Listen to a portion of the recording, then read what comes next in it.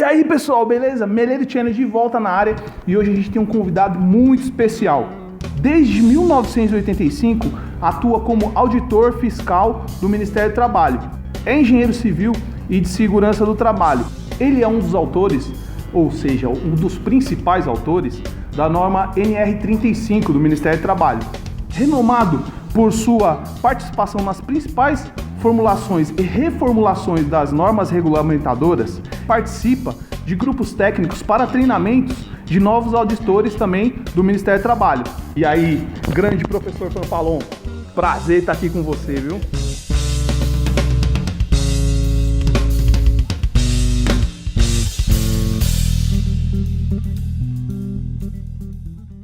Fanfalon, tem algumas perguntas aqui.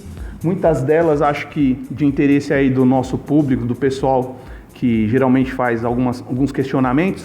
Mesmo com a criação da NR35 em 2012, os acidentes ainda persistem, né? Na sua opinião, o que pode ser feito para melhorarmos os resultados e reduzir os números de acidentes? Perfeito. Olha, só para situar dados estatísticos, 40% dos acidentes fatais, a causa de acidentes fatais na construção civil é devido a quedas. De forma geral, o número de acidentes que tem por causa queda com diferença de nível são em torno de 10%. E os fatais hoje está em torno de 14 alguma coisa por cento. O lado positivo que eu posso adiantar é o seguinte, que em 2012, 2011, esse número era mais ou menos 17%. Então a gente tem, de 2012 para cá, uma redução para 14%, dados de 2016, a gente precisa ver 2017. Então, isso é uma tendência de queda. Então, não podemos comemorar, na verdade, mas é um fator positivo. E o outro problema é a existência da norma sozinha, ela não muda o aspecto da prevenção de acidente. Aplicar a norma corretamente que é o grande X da questão. Sim. E a gente vive, infelizmente, num país onde a cultura de segurança não é forte.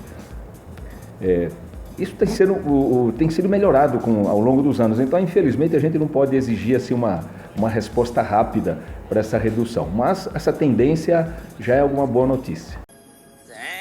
Uma questão também que o pessoal geralmente pergunta, né? Acho que todo mundo tem essa dúvida e você, como sendo especialista, vai poder falar um pouco sobre isso. Trabalhadores acima de 100 quilos, podem ou não podem trabalhar em altura? Perfeito. Os ensaios para os equipamentos de proteção, né, cinturão de segurança, talabarte, são feitas com um manequim, um modelo de 100 quilos. Existem 3 fatores que influenciam na força de impacto, que seriam, primeiro, o peso, né, a massa do trabalhador.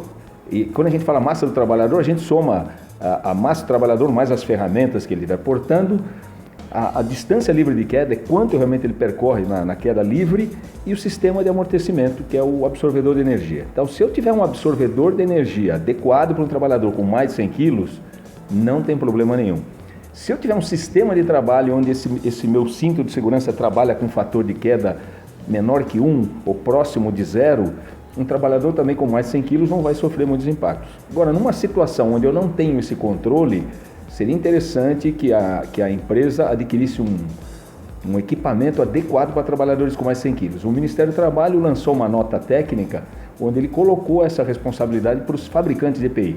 Já existem 2, 3 fabricantes que já fabricam equipamentos para trabalhadores com mais de 100 quilos. Então, eu posso trabalhar em altura com um trabalhador de mais de 100 quilos? Depende. Depende da circunstância, do cenário, da situação que eu encontrarei no ambiente de trabalho e o tipo de EPI que eu vou fornecer para o trabalhador. Então, simplesmente dizer que não pode está errado e como dizer que pode para qualquer situação também não. Uma pergunta recorrente dos médicos, e agora eu não sei se eu vou ser o seu amigo. Tô aí firme, aqui tem coragem. Fobias, medos, hipertensão, diabetes, epilepsia, problemas cardíacos, neurológicos, uma infinidade de doenças podem incapacitar para atividade em trabalho em altura, né? A NR35 não especifica muito esse termo. O que você acha? Isso vai poder ser melhorado, de repente, com uma reformulação da NR35? Ou existem outros meios de o Ministério do Trabalho, você como auditor fiscal do Ministério do Trabalho, dizer para as empresas quais são os exames que devem ser feitos para a aptidão do trabalho em altura. Perfeito. Eu acho que a norma está correta quando a gente não colocou e nem especificou exame para que o médico deva submeter lá o trabalhador. Porque existem infinidade de cenários. Numa especificação, ele deve ter força física, que ele vai trabalhar numa torre com 40 metros de altura e ficar por horas lá. Então, o tipo de exame vai depender do tipo de atividade. Por isso que a gente não colocou isso aí. Hoje, com o passar do tempo, a gente tem visto que algumas boas empresas têm feito lá o psicossocial, que não é só uma fobia. Às vezes o trabalhador tem um ritmo antissocial ou ele tem um problema de concentração para determinada atividade em altura. Talvez não seja nem o problema da altura, mas a falta de concentração e habilidade em alguma atividade lá no alto vai impedir que ele faça trabalho à altura. Por isso, a análise de risco, volto a falar, é fundamental. A gente não pode dizer que certos exames são obrigatórios. Algumas boas empresas, a gente tem visto, até em fiscalização, eles fizeram o número mínimo de exames necessários. Eu questionei o médico, e o médico disse, olha, fiz todo o levantamento familiar na anamnese e eu vi que ele não precisava. Ele não tinha problema de variação de peso, hipertensão, então ele acreditava muito na anamnese e ele fazia os exames adequados para aquela pessoa que tinha um potencial risco. Os exames admissionais, ele falou que ele fazia tudo para todo mundo. Então, essa acho que é uma gestão de saúde interessante. Porque quando eu exijo todo tipo de exame, será que eu preciso então de um médico para fazer essa avaliação?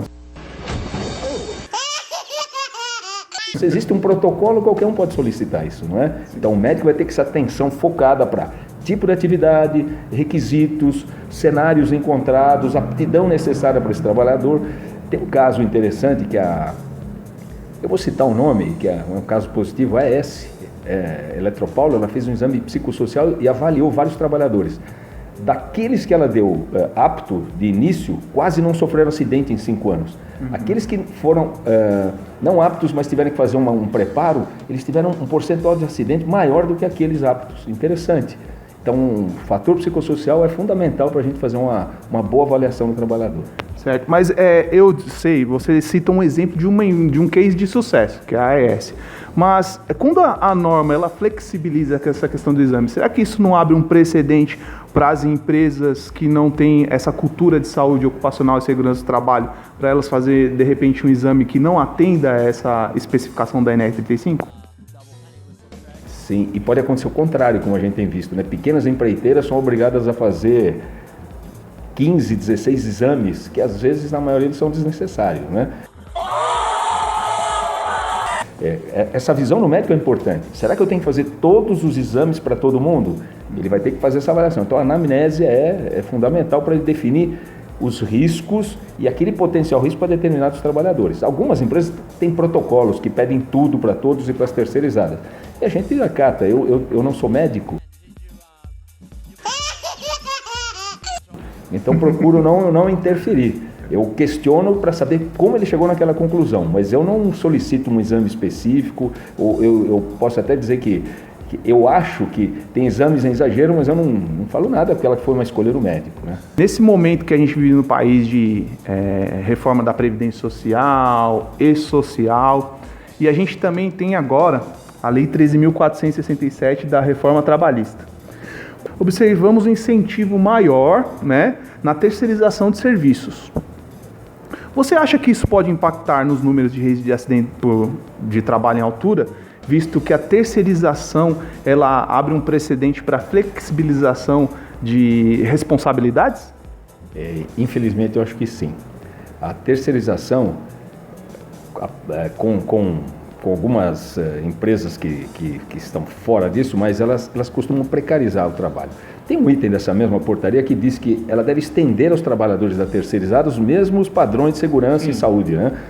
Isso é um fato positivo, mas a NR35, a 10, a 33 já tinham esses requisitos técnicos na norma. E o Código Civil também, né? Ele estabelece a responsabilidade solidária em vários, na contratação de terceiros. A gente tem visto, infelizmente, que a gente fez uma grande fiscalização nas concessionárias de energia elétrica e nós vimos que os índices de acidente delas estão fantásticos, diminuindo ano a ano. Mas quando a gente faz essa avaliação das terceirizadas, eles estão, infelizmente, subindo. Então, esse é um grande problema. E olha, eu vou te falar, um problema gravíssimo que a gente tem são nas empresas de telefonia. Então, a gente sabe que 80% dos empregados são terceirizados. E a gente vê uma precarização fantástica. Tanto que esse ramo de atividade vai ser fruto de uma notificação coletiva no setor, que a gente vai querer descobrir quem é quem, como se contrata e como é feito. Olha, a terceirização não aconteceu do jeito que a gente imaginava que ia ser ainda, mas esse é um problema que a gente tem que olhar com cuidado, porque a gente pode ter tristes notícias por causa disso. Ótimo. Muito obrigado, professor. Queria agradecer mais uma vez. Queria também agradecer o meu amigo Renan Ragazzini, que proporcionou aí esse encontro aí do grande professor Gianfranco Pampalon aí com o canal Meleiro Channel.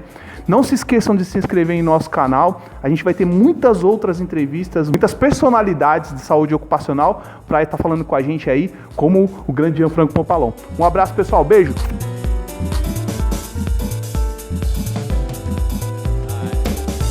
Renomado por sua participação. Eu vou começar de novo. Me embolei no meu próprio texto.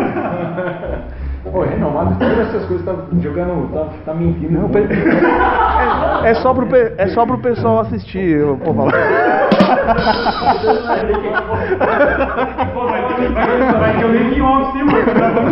Não zoa, vamos falando.